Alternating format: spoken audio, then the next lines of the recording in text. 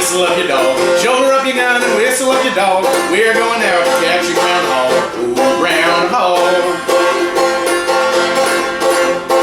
Running in a holler, couldn't get him out. Running in a holler, couldn't get him out. Gosh almighty, what a groundhog snout. Ooh, groundhog. A little piece of cornbread sitting on the shelf. Little piece of cornbread sitting on the shelf. You want any more, you can sing it yourself. Ooh, groundhog. Now this is the story of Uncle Ike. And Uncle Ike, he was a man, he lived a long time ago, more than 100 years ago, up in the mountains of Appalachia. But he was always inventing things before they got invented down here in the city.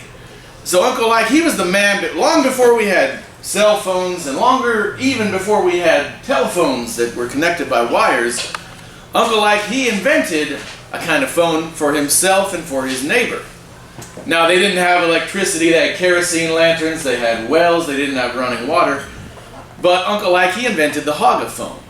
Now, the way the hogaphone worked, because he was good friends with his neighbor, Granny Beecher. Uncle Ike, he lived up at the top of this hill over here. And Granny Beecher, she lived down in the valley. It was almost a mile down from Uncle Ike's house at the top of the hill to Granny Beecher's house. But see what Uncle Ike did, he went up to his house and he knocked out one of the panes of glass in his window. And he took a groundhog hide. He liked to hunt groundhog. And he took a groundhog hide and he stretched it out over that window pane real tight, almost as tight as a drum. And then he went down to Granny Beecher's house. He knocked out one of her window panes and he stretched the groundhog hide real tight, just like the front of his banjo. And then he took a long thin wire and he tied a knot in either end and he ran that wire all the way from Granny Beecher's groundhog hide all the way up to his groundhog hide. So when they would stand at either end of that thing and they would talk, and that groundhog hide, it would vibrate, you know, like the game you play when you're kids, when you have the tin cans, and that wire would vibrate, and it was a mile away from one house to the other, but they could talk on that thing. And they could talk to each other and hear each other. So they had a code to talk to each other, because, you know, Granny Beecher, she was getting old, and Uncle Ike, he was just lazy, and he liked moonshine, so sometimes he didn't feel like walking a mile. So he would get up, and they had a code for that groundhog, that hogaphone. If he wanted to talk, he'd go over there, and Uncle Ike, he would go and he would give it 5 taps on that groundhog hide. And if he wanted to talk, Granny Beecher, she'd hear those 5 taps, and so she'd go over to the groundhog hide and she'd say, "Hello, Uncle Ike, how do you do?" And Uncle Ike, he'd hear it coming through, and he'd say, "Well, I do just like I want to, Granny Beecher. How you doing? How'd your taters turn out today? You're harvesting taters today." "Well, Uncle Ike, they didn't turn out. I had to dig them out." "Oh, Granny." "Well, Granny, what'd you do yesterday? It was Sunday. What'd you do?" "Well, Uncle Ike, I was out hunting." "Hunting on Sunday, Granny? Ain't you afraid of God?" He said, "Oh, no, I ain't afraid. I take my gun everywhere I go." "Oh, Granny." So they'd talk to each other on that thing. But sometimes Uncle Ike, he didn't feel like talking, you know. Sometimes we don't answer somebody's text messages nowadays. But he didn't feel like talking. He didn't do 5 taps. He'd do 3 taps. And what that meant was that he didn't feel like talking. He just wanted to listen to the radio. Granny Beecher, she had one of these newfangled radios. So she had it right next to the hogaphone. And when he did the 3 taps, she would just go and turn on the radio. And he got to hear the hottest songs of the day. Songs like Uncle Dave Macon's "Keep My Skillet Good and Greasy." So she would go over, turn on the radio, and he'd hear, "Keep my skillet good and greasy all the time, time. Keep my skillet good and greasy all the time. Oh, honey, if you say so, I'll go wherever you go. I'll just lay around the shanty all the time, time. I'll just lay around the shanty all the time." And so that was how Uncle Ike got to listen to the radio. Now, on this day that I want to tell you about, though, Uncle Ike, he went over and he gave that hogaphone 5 taps. Because he felt like talking that day. "Hello, Uncle Ike, how do you do?" "Well, Granny Beecher, I'm not doing so good." "What is it, Uncle Ike?" "Well, you see, there's an old bear that's been coming up to my house, and I've seen him snorting around my house, and, you know, old Blue used to chase him off, my dog, old Blue, but now old Blue, he's run off and had an affair with some other dog, and, well, I don't know what I'm going to do tonight." Granny thought. She said, "Well, you're just going to have to sit up all night and wait for that bear." Well, I guess you're right, Granny Beecher. Well, I'll talk to you later, Granny. Well.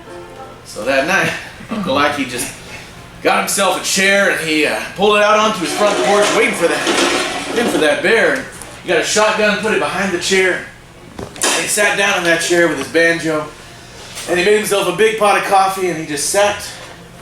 And he decided to drink that coffee and stay up all night waiting for that bear. So he sat there playing the banjo.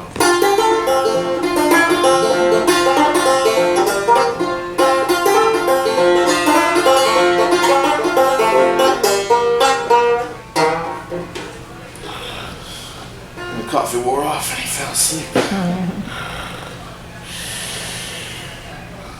Pretty soon he wakes up early in the morning. He hears this terrible noise. He looks up, and there's a 10-foot tall black bear scratching on his banjo with his claws. Well, he didn't even think. He just reached over to that hogaphone and he just beat on that hogaphone. But he forgot to do all 5 taps. Granny Beecher back at her house, she heard those 3 taps. She said, well, Uncle Ike wants to hear the radio to keep him company. So she went over and she turned on the radio. Keep my skillet good and greasy all the time. Keep my skillet good and greasy all the time. Well, Granny, she went about her.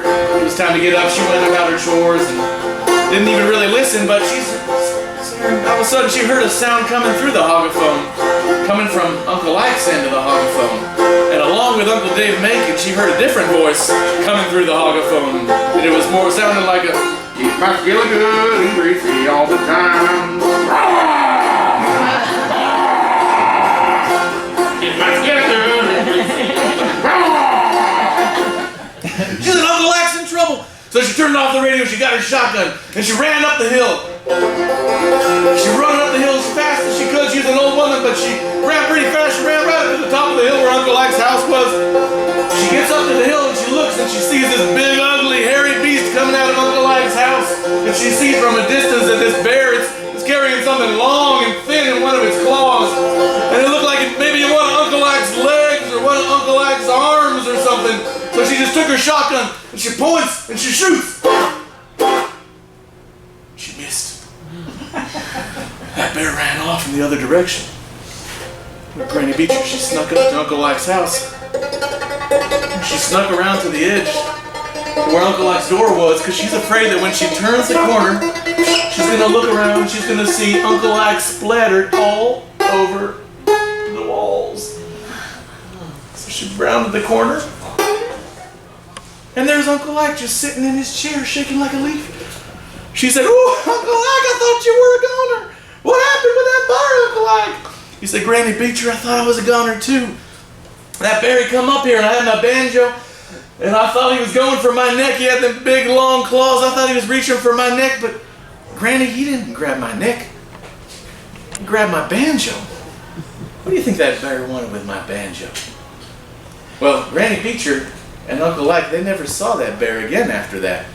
But they say to this day, if you go down to those parts, late at night, if you go out into the hall or out into the woods, sometimes you can hear something off in the woods. Sounds like it's trying to pick out a tune on a banjo.